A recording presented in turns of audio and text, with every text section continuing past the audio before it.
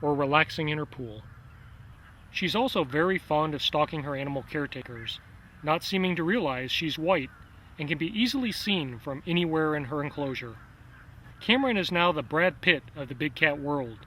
With lots of grooming sessions and a good diet, he's transformed into a very handsome lion.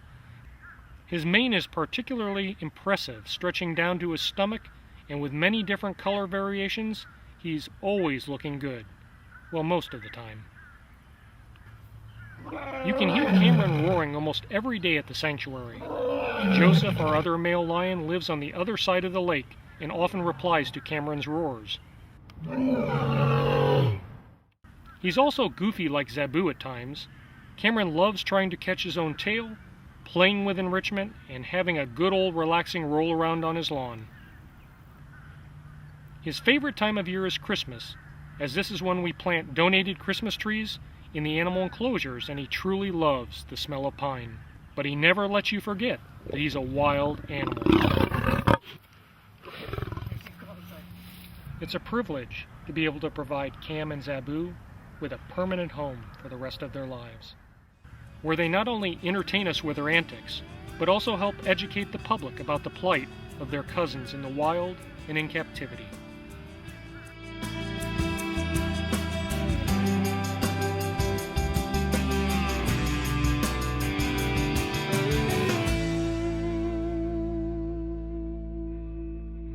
You can help us change the way people treat big cats by texting the word tiger to 20222.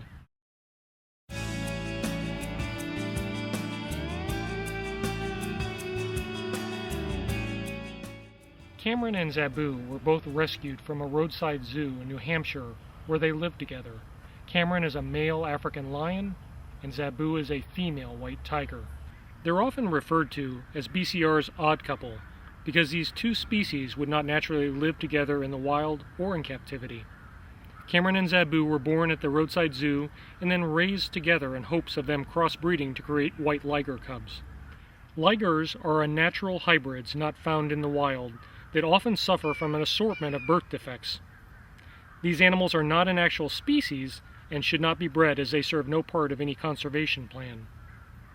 White tigers would not survive in the wild due to the fact that they would not successfully be able to hide or hunt.